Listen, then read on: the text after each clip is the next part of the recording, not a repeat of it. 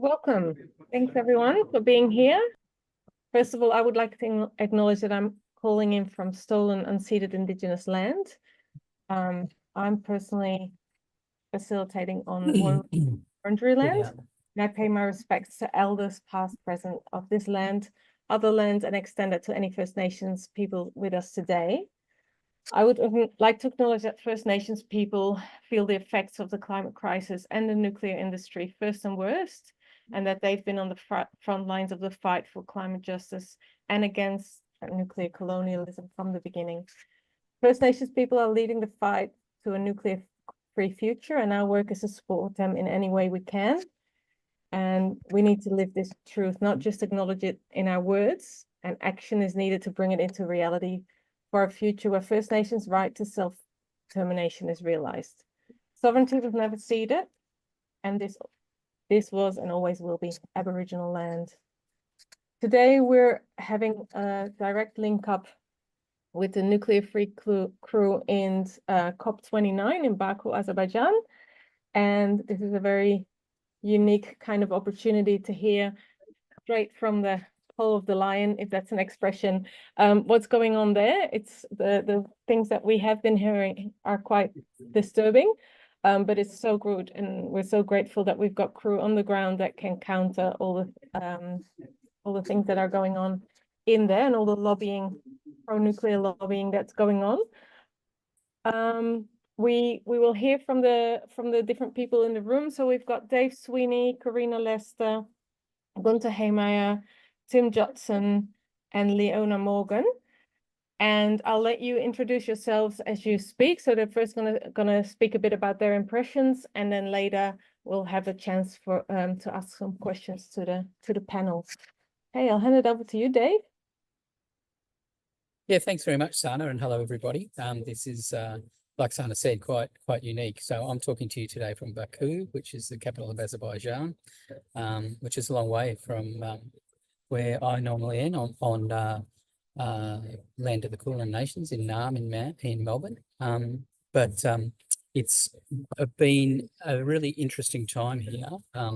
There's a few Australians have come over to basically send the message that unlike the message put forward by the coalition, as who create this big impression or perception that everyone in Australia is hanging out to live next to a reactor, we wanted to convey the fact that this is illegal, that it's unpopular, and that there's far superior alternatives in Australia, and that this is an area of contest, not one of inevitability. So we're here in Baku to put forward a message that, you know, our energy future is renewable, not radioactive. This is the Climate COP, the Conference of Parties. It's COP29.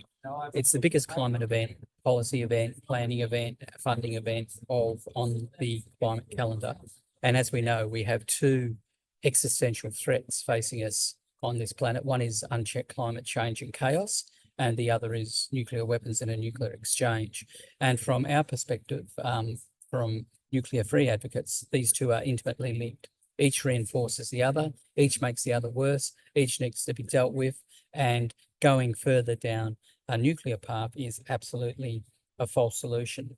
One of the big focuses of this COP is climate finance, and we'll hear from people better equipped than me to talk about what's going on that front. But there is a very big push from the international nuclear industry to try and access public funding. Basically, they're looking for lifelines of support dressed up as a carbon or climate response, seeking access to effectively untapped lines of public funding. So we're trying to convey, and working with a broad range of people, that there are much better ways to spend public money than in elevating public risk. And that if we want to address climate considerations, if we want to see restoration, repair, if we want to see adaptation and mitigation, if we want to see protection and recognition, if we want to pay back the debt that has been inherited and imposed, then we need to ensure that climate justice is funneled to the right places and the right energy sources, the right communities, and through the right set of lenses. And nuclear ticks every wrong box and should not be in that mix or consideration at all. I've just come, and the speakers who will speak today or tonight have just come from a really good action about that. 25 people thereabouts, with a range of beautiful banners, some which would be very familiar, hand symbols, and others unfamiliar, but all with a common message that nuclear is not a credible climate response and we don't want it. But those people came from South Africa, came from Europe, Eastern and Western, came from Asia, came from Australia, North America, South America. Was fully, genuinely a global collection of people. And one thing, folks, that's really struck me through this whole process is that no matter how diverse the world is, in the very different places where this industry is operating or seeking to operate, the stories are very, very similar. They're stories of top-down imposition or overpromise and bottom-up resistance. And we'd be very familiar with that, like people in the ANFA crew and others in Australia are very familiar with that dichotomy and that form of struggle. But it was also just incredible to see it right across from the big city of New York through to little villages in Africa, that same story, that same business model of imposition and overpromise is being fought and contested daily with that same model of community resistance and people power, renewable people power, not dirty nuclear power. So this has been really interesting. It's really good. A couple of quick observations before I pass on to other folks is that it's been really worthwhile to be here. Our work is focused, well, at least mine is, focused more on narrative and relationships than on big policy stuff. I'm not in the room with Chris Bowen and the Council of Ministers deciding policy, but we're tracking that, we're influencing that. But what we are doing is putting out lots of social media. We're having a visual presence. We're talking with people. I'm proudly wearing my ANFA t-shirt today. People stop and talk and say, what's that about? There's all sorts of conversations. We're making connections with all sorts of people. Our Peace Boat friends from Japan, we did a co-event with, all sorts of things happening which are positive and really useful. And the visibility, so many people just quietly say they're rushing, they're sort of a suited bureaucrat rushing somewhere, and they stop and say, great to see you folks here. And so that's really heartening, because, you know, the absence of us would be noticeable. The presence of us certainly is noticeable. So worthwhile. The second one I'd say is that it's really interesting to see. Last year, there were 30 Conservative politicians and Conservative political apparatchiks running around having side event after side event saying that nuclear is the way forward for Australia. This year, there's been one political apparatchik, one and two politicians. David Gillespie, the head of the Parliamentary Friends of Nuclear, and retiring, not standing again at the next federal election. He's the member for up around Port Macquarie in New South Wales. And Senator Babbitt, the one from the United Australia Party, the Clive Palmer Party, that, again, like nuclear power, promised so much, talked so loud, delivered so little, fell over. But the one that is in the federal parliament is Senator Babbitt, and he's here saying the same about nuclear power. That is a massive difference from 30 in COP last year. It's very clear that the coalition think that they've got their international lift at last year's COP. Now they're concentrating domestically. The other thing that's really interesting is that although there mightn't be a whole host of Australian politicians, there's a very concerted and very obvious strategic push by the International Atomic Energy Agency under Director General Grossi to basically, from my read of it, integrate the IAEA's activities across all the UN agencies. So there's 22 or 25 IAEA side events, and they range from like an informal on the couch talk to a high level plenary session, but they're invariably including other international agencies and other UN agencies. So they're announcing a program with the Food and Agriculture Organization, with the Meteorological Office, with the migration people, with all sorts of agencies, obviously plenty with WHO, the World Health Organization. And to me, it just reads very strongly that it's an attempt to embed and normalize nuclear across a whole range of aspects of life and worthy work that actually don't depend on nuclear, but nuclear in the same way as in Australia, they use nuclear medicine, which we know doesn't need another reactor, doesn't need another shovel of uranium, and we can do it. We can have access to it without any more nuclear infrastructure. In the same way, I get a sense that internationally, the industry is trying to normalise and embed itself in other far more worthy institutions and agencies and responses. So that was just one insight that I thought was interesting. But the most important thing was one of the chants that has just come from the South Africans, which was, people power's renewable power, people power, renewable power. And that sense of we're at a time of choice and we've got to choose well is absolutely the one that's here in Baku, just like it is at home. And on that note, and speaking about home, I'm going to hand over to a person that I'm personally wrapped is here beside me, and that's Karina Lester. And, Karina, lots of you will know Karina. She's a legend in land justice and in fighting for nuclear repair and responsibility. I'll pass it over to her right now.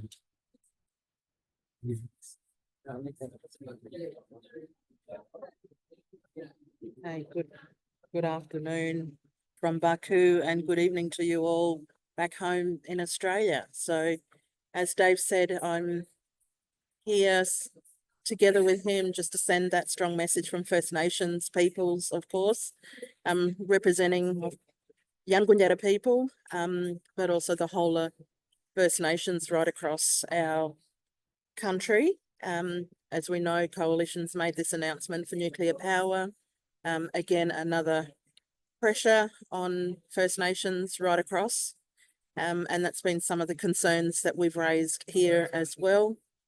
Being here, participating in Baku and standing in solidarity with others that Dave mentioned from right across the globe.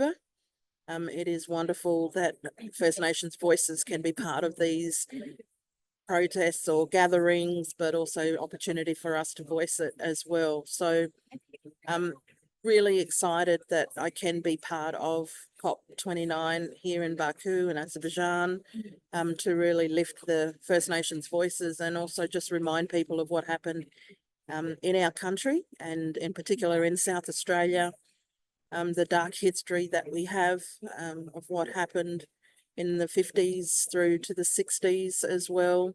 And people have been quite moved by some of those stories as well, hearing what happened, but also just those linkages of the ongoing impact to First Nations peoples of our country in Australia, from the testing story, that program that ran for the 50s and 60s through to uranium mining in South Australia and across our nation, the constant pressure for our traditional lands to be the waste dump of the world, always pressuring Aboriginal people, First Nations peoples, and now the latest being the nuclear power push from Coalition is raising great concern amongst First Nations, because many of those sites have been identified right across our country, and of course will have that impact on Aboriginal people. So really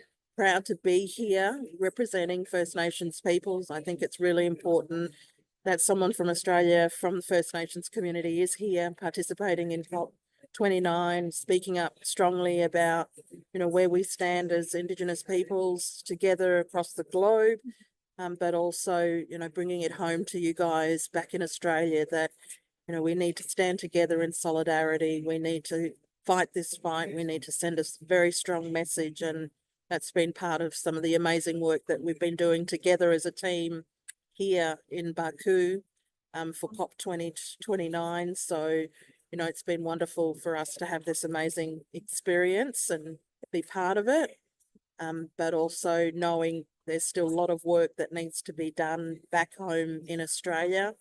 A lot of movement for First Nations peoples, a lot of getting out there and mobilizing and sending strong messages, being involved in the process as well, with the Labor's inquiry into nuclear power, encouraging First Nations peoples to be part of those discussions and putting in their submissions, which First Nations peoples of South Australia have.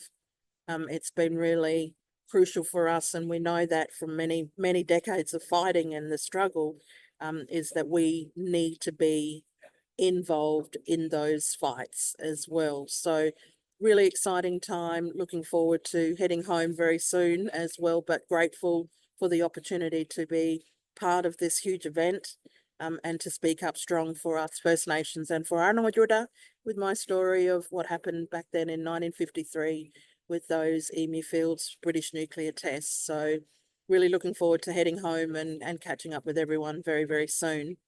I think I'm going to hand over to Leona, who will speak from her area as well. So bear with us while we cross over or do a handover.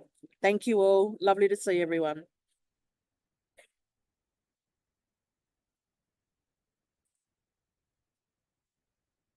Hello. Can you hear me okay? Okay. Ja, de is je Twitch in de slits en dat is een beetje hier aan de shit. Hello, everyone. I just landed this morning, so a little bit exhausted. Have some jet lag. I came from another conference in Montreal. I'm part of a network. You can't hear. I'm part of a network that is called WMAN, which is, I'm part of many NGOs and networks, and I just came this morning. I was at another conference with people in Canada and the USA. It's a binational network where people are fighting mining. So I live in a place where there's mining. Lots of different types of mining. In the Southwest United States, there's copper mining, lithium mining, all these so-called transitional energies, as well as uranium. So our people, my people are Diné. Maybe you heard of Navajo. Navajo is the colonizer word for our people. We call ourselves Diné. So as Diné, not Dene. Dene is in Canada. They are our relatives. So we are Diné. And we are dealing with over 20,000 abandoned uranium mines in the United States. On our nation, the government says 523 abandoned uranium mines. So these are mines that existed before laws to clean them up. Some people say there's more than 2,000 on our Navajo Nation. Right now, I am fighting a uranium mine at the Grand Canyon. There's a company named Energy Fuels, and Energy Fuels, okay, I can't hear any background noise, but Energy Fuels is, we're in a hallway, so maybe there's a lot of people laughing and extra noise. I apologize. Energy Fuels is a Canadian company that's mining at the Grand Canyon right now. They opened 3 mines this year, and they're planning to open 2 more. Energy Fuels owns the only uranium mill in the country. So in the United States, there's only 1 conventional mill, but there's proposals for more. And there's a lot of new permit applications for new uranium mining. So we're seeing a push, very strong push from the nuclear industry on our land. This is just for uranium mining.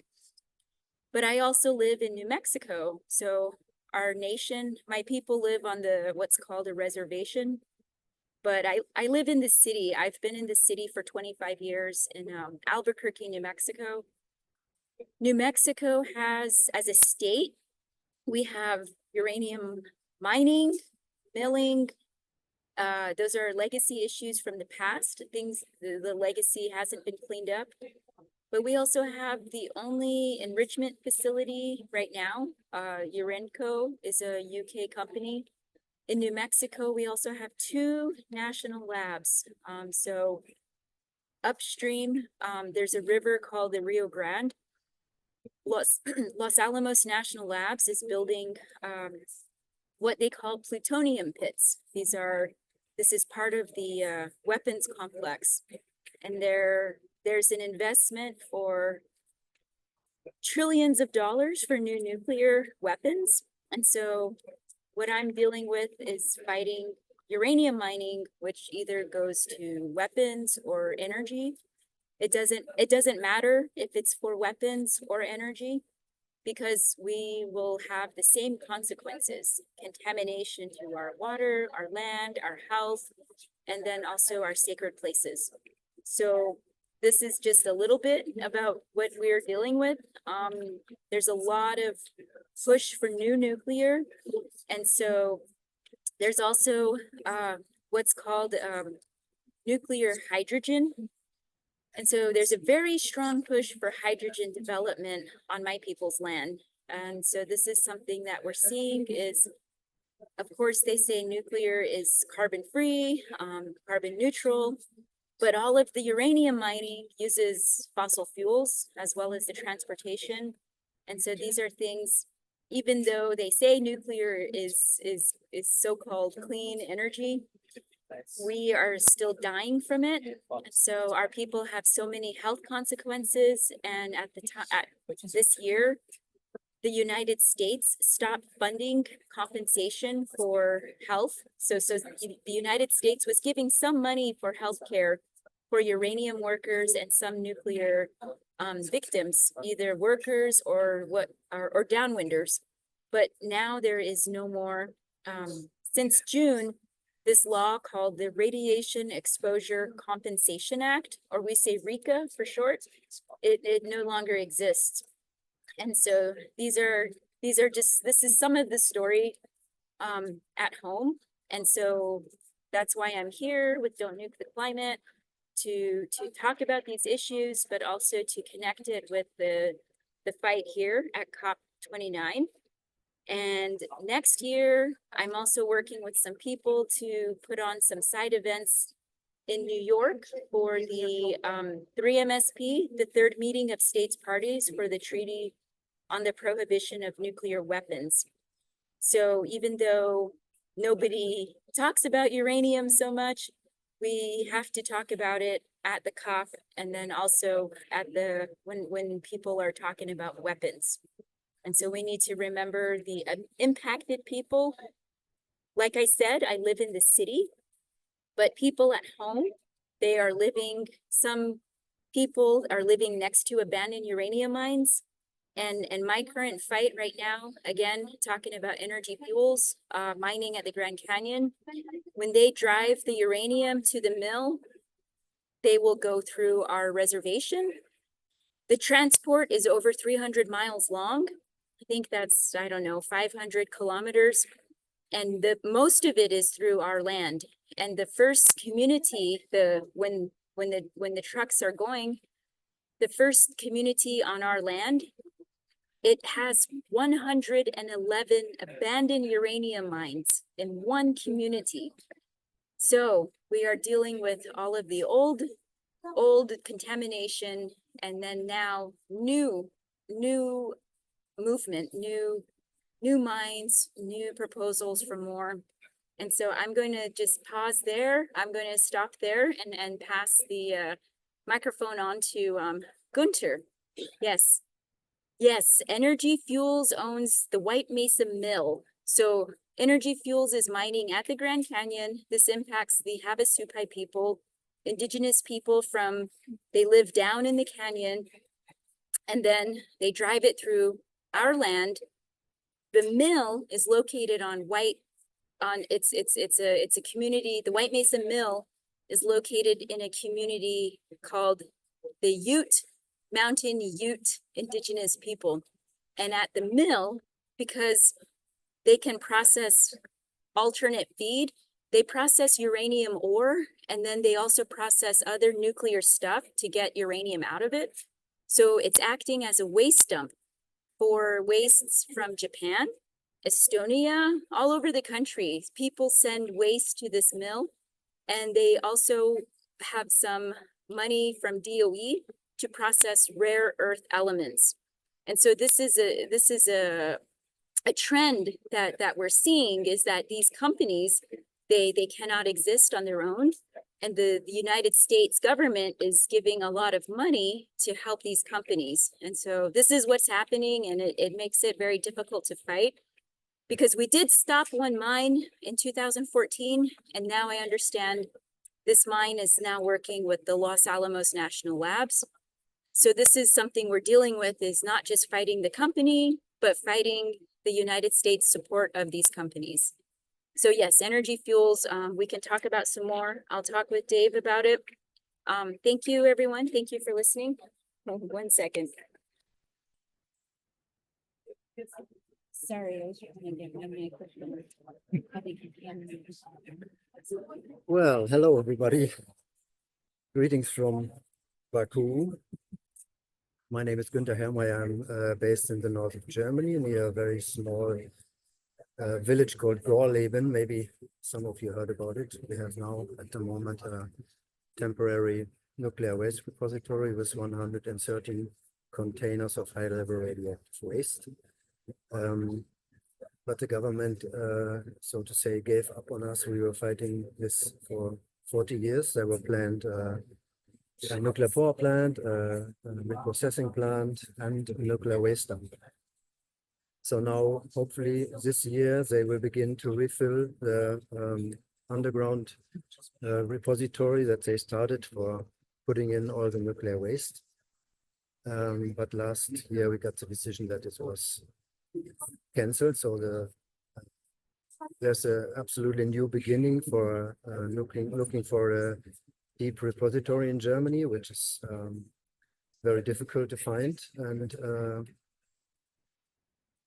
the nuclear authorities, and so to say, they are planning that it's not coming to be before 1920.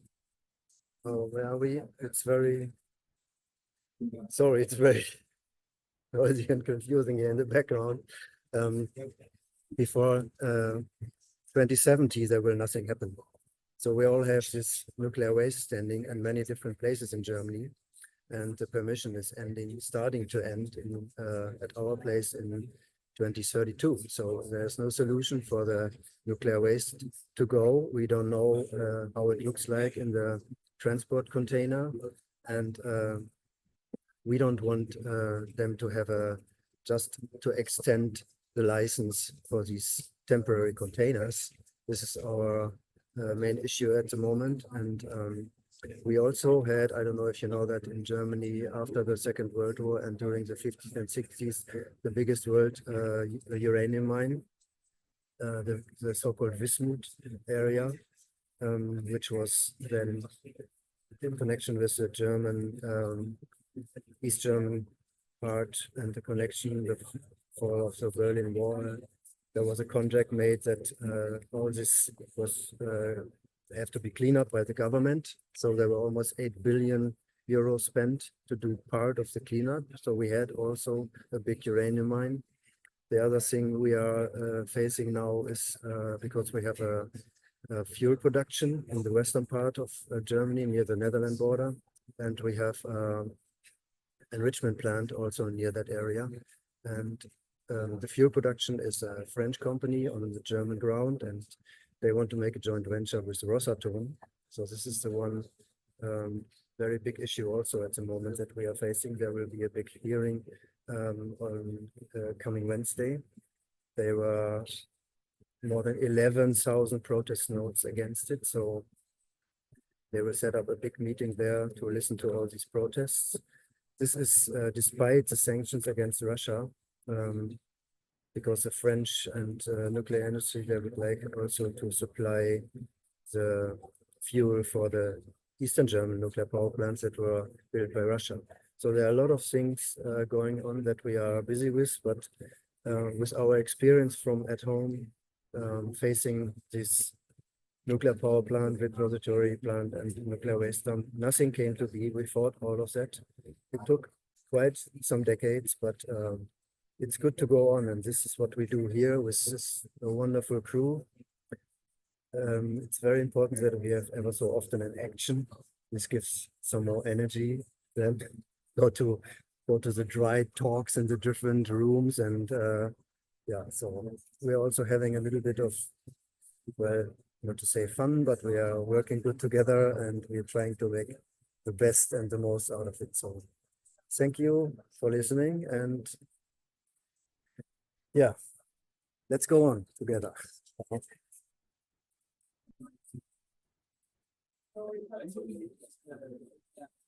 Hey folks, thanks Gunter. Just, can you hear us all right? There. I'm Mungo, and I just wanted to give a super brief snapshot of COP thus far from like a youth sort of perspective. And you're going to also have to forgive us because I've got a bit of a cold. I'm not really firing on all cylinders at the minute, but yeah, I think so. This is obviously my first experience of COP, and it's interesting to be in this part of the world, in Baku. Very different to anywhere else I've ever been, for sure, in a number of ways. And I think that also it's the first thing that really struck us about COP this time around, unquestionably, was the fact that there was very clearly like a very evident and there has been like a considerable push and increase in funding and visibility of the nuclear industry.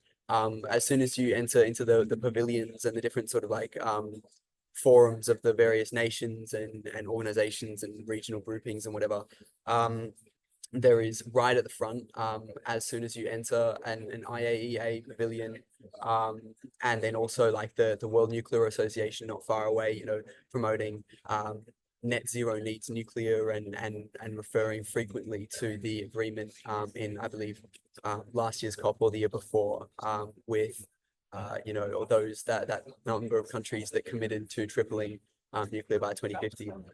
The other thing that's been really visible in one sense has been the presence of a lot of young people or younger people that you know, walking around in clothing and outfits that kind of, you know, will promote nuclear energy. And so particularly from a mob called Generation Atomic, and from Nuclear for Climate, and other sort of organizations, and so a number of people from Canada and from France talking up nuclear, and particularly, you know, there was a nuclear as a false solution press conference at which afterwards, you know, a number of these people kind of, you know, came and at the end there was a bit of sort of discussion as to, you know, this and that, but notably they weren't willing to sort of ask questions during the actual forum that was being recorded. So there's still some sort of yeah, questions to be asked as to sort of why that was. But the one thing that has been really important is the visibility of Don't Nuke the Climate at this forum. You know, there's been a number of actions, even though they've been obviously slightly I don't want to say reined in, but there has been limitations as a result of the strictness of the United Nations kind of regulations. All these actions need to be approved. You need to, you know, for example, state the exact chants that will be said, provide text for what will be spoken, how many speakers, whether they're amplified, etc. And, you know, very specific boundaries. And, you know, so we've encountered some kind of certain obstacles in how to go about, you know, different things, but there has definitely been a really considerable visibility and pattern of visibility from this contingent in this group, which has been really important, and that's also been picked up wider. So Gunter told me yesterday that there have been, you know, some images and some text in, for example, major papers in the United States, like the New York Times, etc. That had mentioned and had pictures of the banner, and, you know, there has been as Dave and Leona and Karina and others said, that, you know, it's been really important to be visible and to have a presence and to make it that it's not just normalized the presence of the nuclear industry, and their, you know, their consistent spreading of misinformation and banana stands and such, which I'm sure perhaps Tim could tell you more about. But yeah, I'll hand over to him now. But yeah, thanks. And yeah.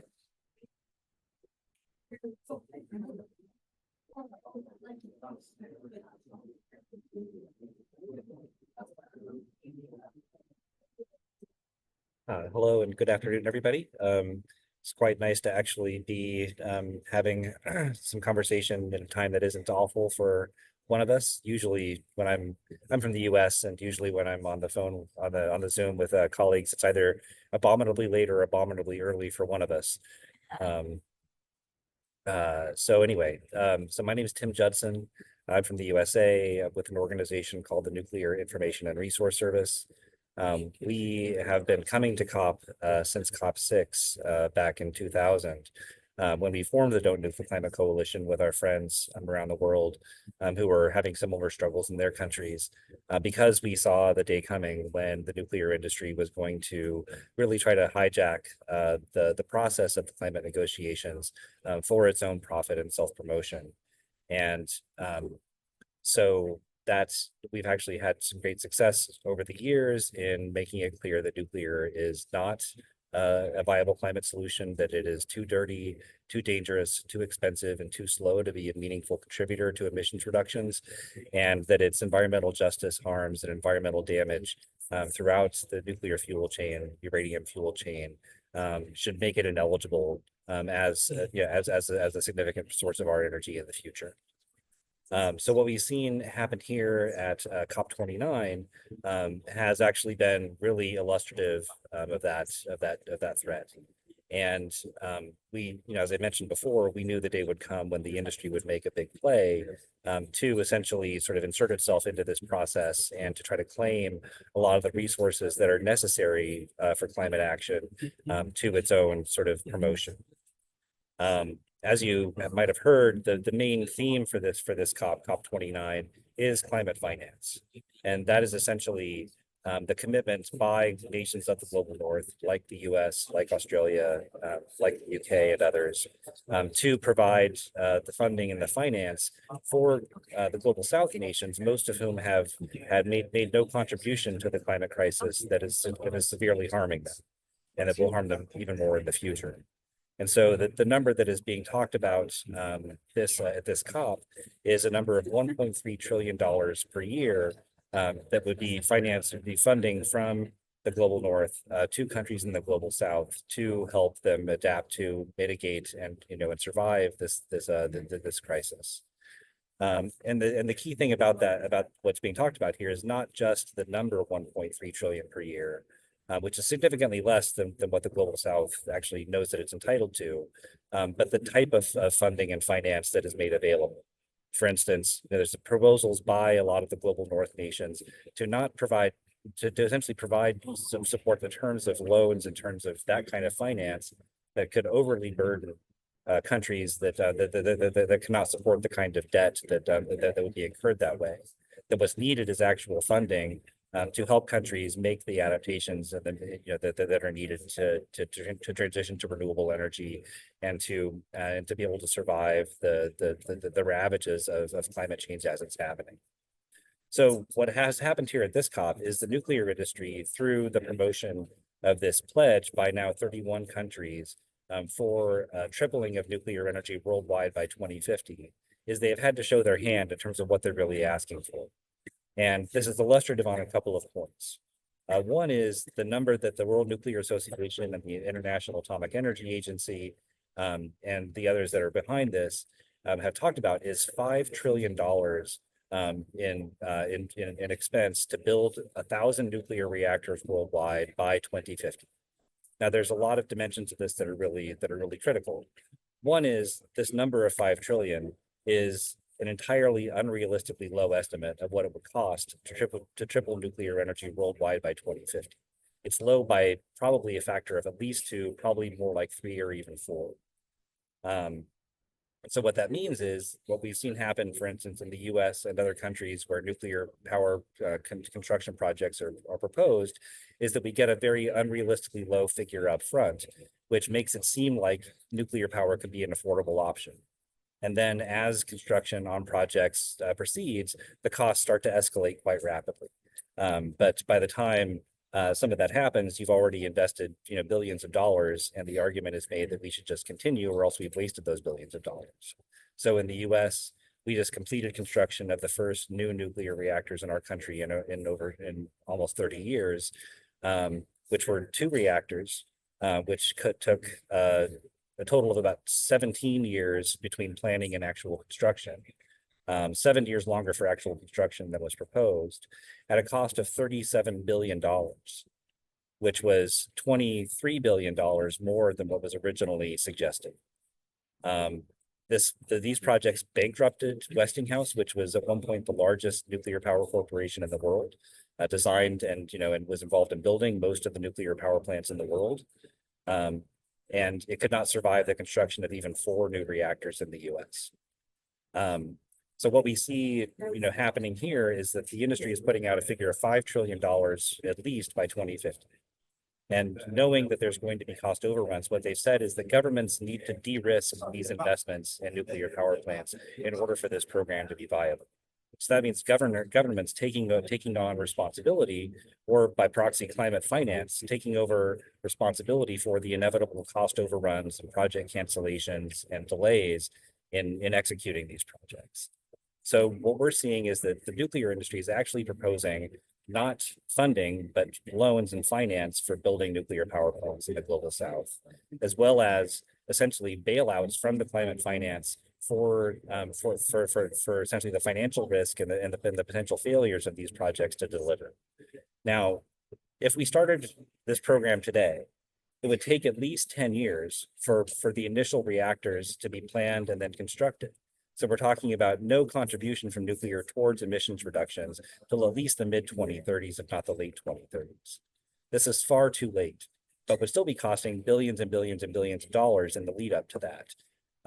So what we're seeing is the nuclear industry is coming here to this COP where finance has to be decided, and where 2030, the need for dramatic emission reductions in greenhouse gas emissions by 2030 is absolutely imperative. And they're coming here with a plan to take trillions of dollars and not produce any results until years and years after we need to be reducing the majority of our emissions. So we are here to oppose this pledge for a global nuclear expansion. And I think another piece of this is notable is that, last year, 135 countries announced a goal to triple renewable energy and double energy efficiency worldwide by 2030. We're actually pretty close to on target for that, which would make the global nuclear expansion completely irrelevant in terms of the Earth's energy needs and emissions reductions. But the industry has, announced this week or last week that there are 6 new countries that have signed on to the pledge, bringing it up to the nuclear pledge, bringing it to 31. Now, they've only added 6 countries to a pledge that has less than a quarter of the support that the renewable energy expansion does.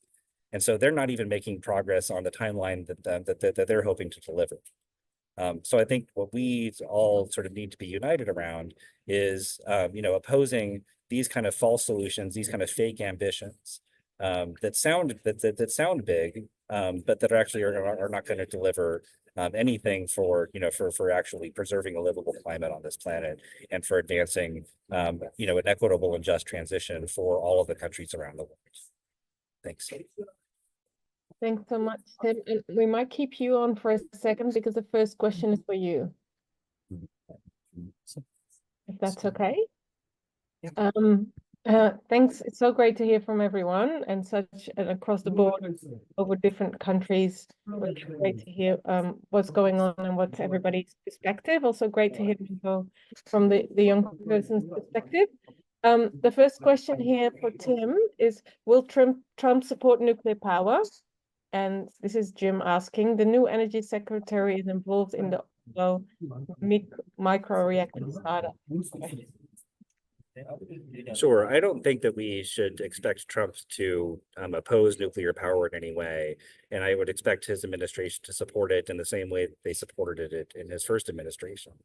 I think that their priority is going to be on undoing a lot of the policies around renewable energy and moving away from fossil fuels that the Biden administration enacted. But they are we don't expect them to take any significant swings at the nuclear industry. We expect that they'll be hand in glove with fossil fuels. And should I hand it over to Dave? Yeah, sure. Thank you. I'll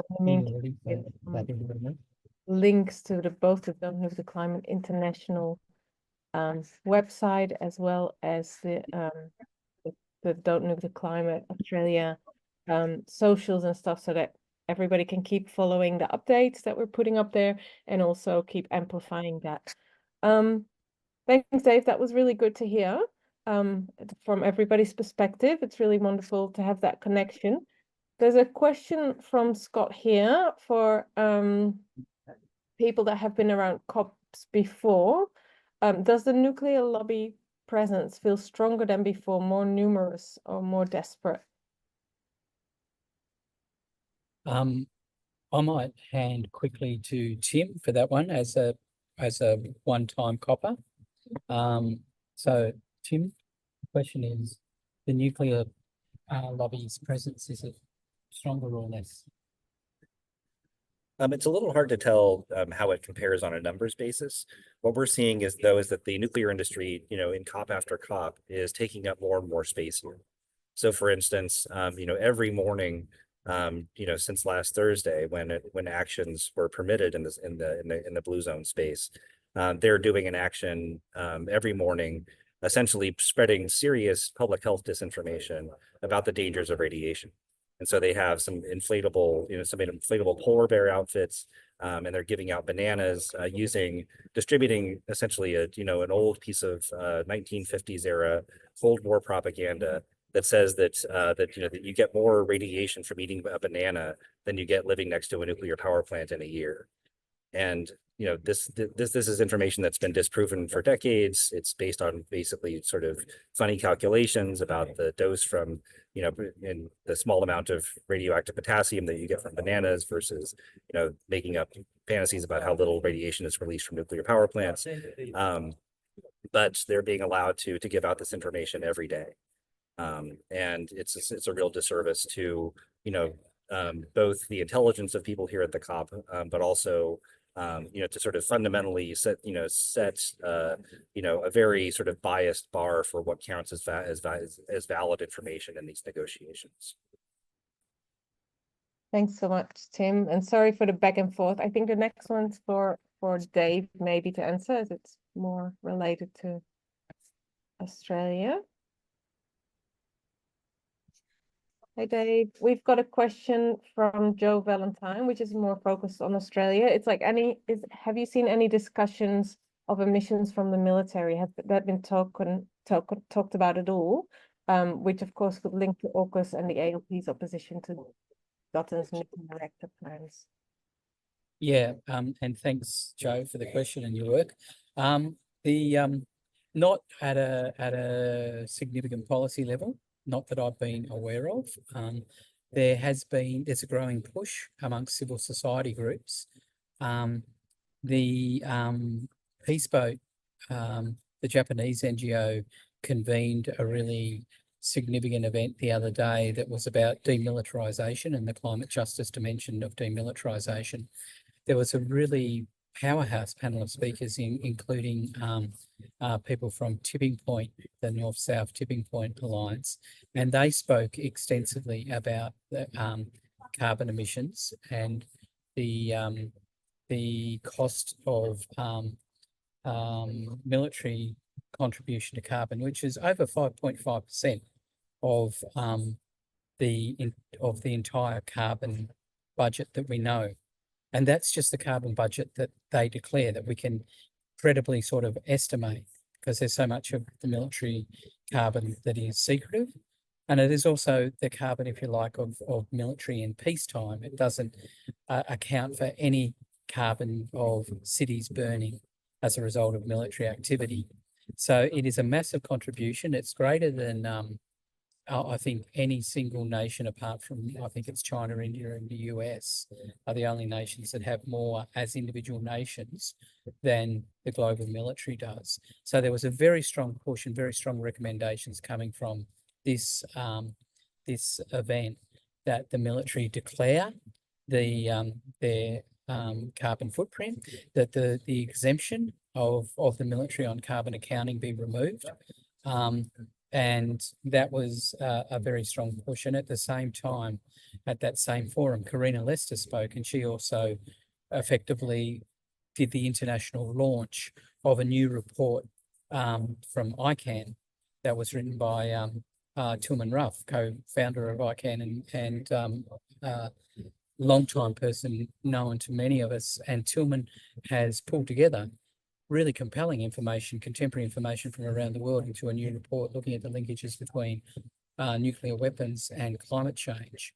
And it really does take a pretty forensic look at military emissions and calls for comparable sort of things, great, like reduction in emissions, reduction in the military, and an increase in transparency. So Karina was able to launch that, and that was something that was also picked up by Peaceboat and others as a discussion. So at a formal level, not that I've been close to the formal level, I haven't seen that.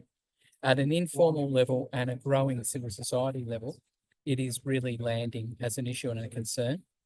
And it's exacerbated and given real impetus, as you can imagine, by the whole horror show in Gaza, which has completely focused people's and civil society attention here.